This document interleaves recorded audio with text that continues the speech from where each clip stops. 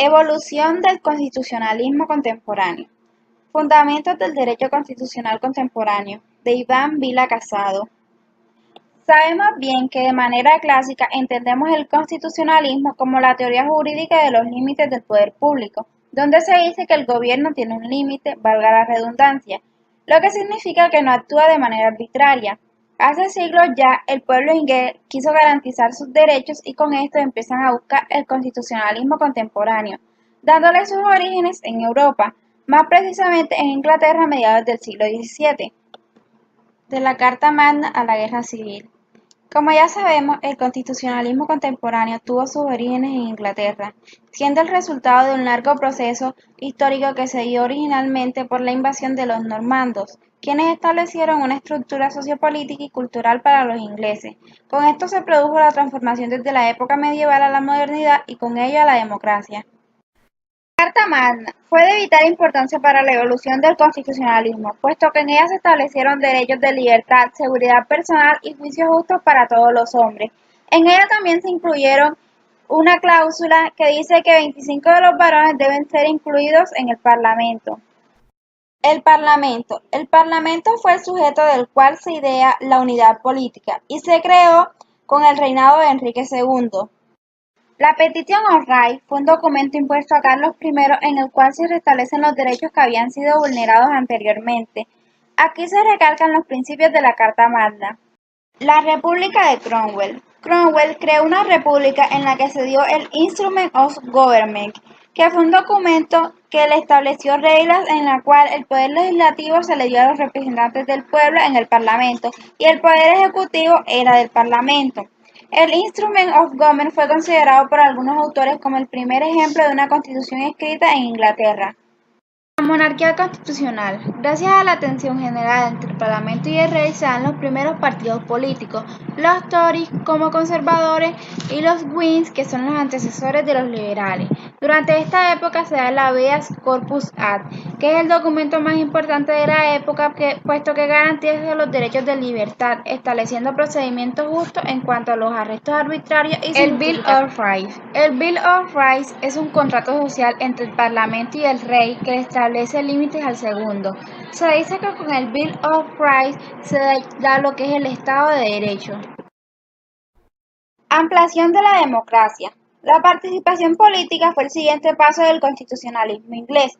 Se empieza a hablar del sistema de gobierno parlamentario y se crea la Ley de Representación del Pueblo en 1832, con la que se crean derechos electorales y democráticos.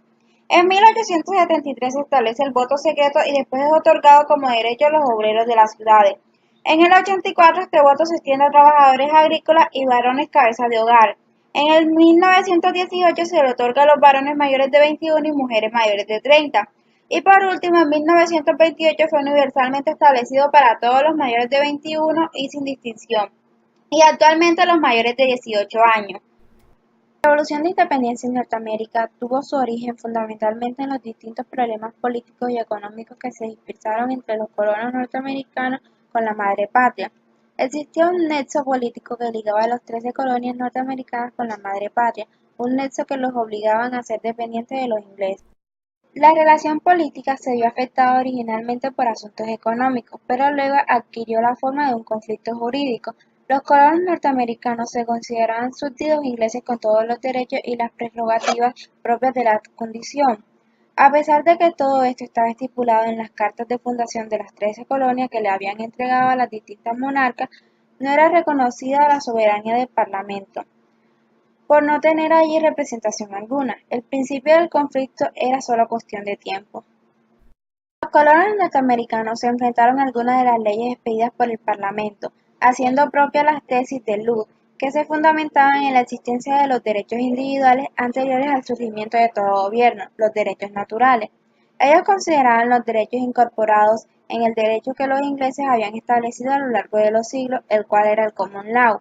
No obstante, a pesar de las manifestaciones por parte de los norteamericanos para establecer estos principios, ellos resistieron a aceptar la subordinación del Parlamento, que les era extraño, el cual no había sido llamado a votar.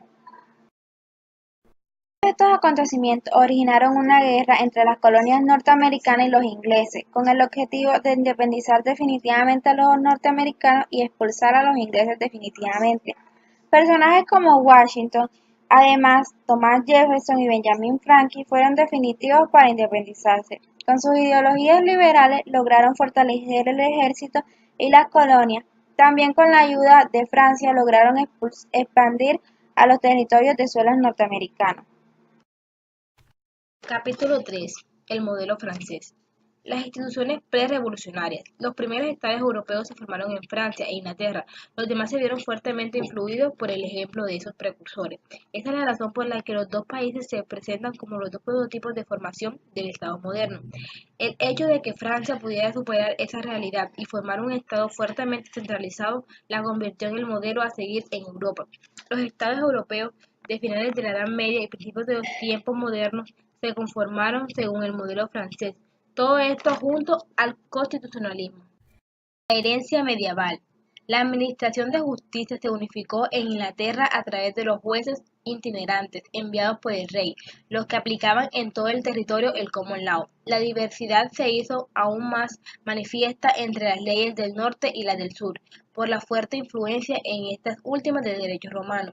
En la Edad Media se fueron forjando órganos que cumplían la función de concertar los diferentes estamentos con lo del rey. Surgió así el Parlamento en Inglaterra, con sus dos cámaras, las de los comunes y las de los lores, también los estados generales en Francia con sus tres segmentos, la nobleza, el credo y los burgueses. El absolutismo.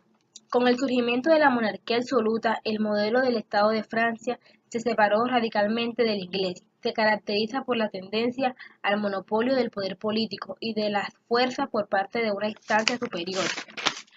No admite en su seno ninguna justicia privada, ni instante que pueda participar del poder político. Revolución del 1789.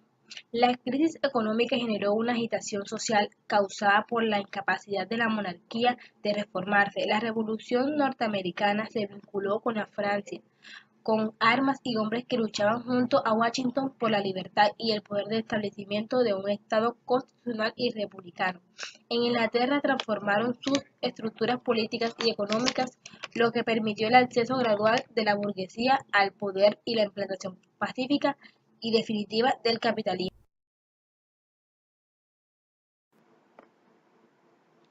Capítulo 4. Al terminar la Segunda Guerra Mundial, los primeros países de Europa Occidental quedaron a la deriva, debido a que el pastel se lo dividieron entre Estados Unidos y Rusia. Estados Unidos tomó la parte occidental de Europa y Rusia la parte oriental. Estos países de Europa Occidental como Francia, Italia, necesitaban de constituirse en un Estado independiente, elaborando una nueva constitución, dando como ejemplo el modelo norteamericano de su constitución. Por ejemplo, Francia hizo su constitución inspirada en la constitución norteamericana. Italia hizo lo mismo y Austria fue más independiente al elaborarla. Luego España, donde mandaba el general Francisco Franco, quien había propiciado la guerra civil, la ganó con ayuda de Adolfo, quien era como emperador en Alemania. Pero Alemania perdió la guerra, de ahí se constituyeron esas nuevas repúblicas, quedando España en las mismas situaciones que tenía antes de la guerra o peor, por lo que Franco se convirtió en un dictador. Como Alemania Occidental quedó dividida en dos partes, Alemania Occidental y Alemania Oriental. En los primeros capítulos del libro se aprobaron y desarrollaron derechos humanos, como el derecho a la libertad, derecho al voto o el sufragio y derecho a pagar impuestos justos y no abusivos, derecho a la seguridad nacional, derecho a la religión, derecho a ser juzgado correctamente y derechos institucionales. En la Constitución Política de Colombia encontramos los siguientes artículos. Artículo 13. Derecho a la libertad. Artículo 258. Derecho al voto. Artículo 48. Derecho a la seguridad social. Artículo 19. En el que se le garantiza la libertad de culto. Respecto a los deberes individuales, el artículo 16 dice que toda persona tiene derecho al libre desarrollo de su personalidad. El actual trabajo fue presentado por los estudiantes Jessica Arteaga, Andrés Padilla, Linda Núñez y Marta Sarante, en base al libro de Iván Vila Casado llamado Fundamentos del Constitucionalismo Contemporáneo. Pues el trabajo presentado es en el área de Teoría General del Estado y fue presentado al profesor José David Hernández.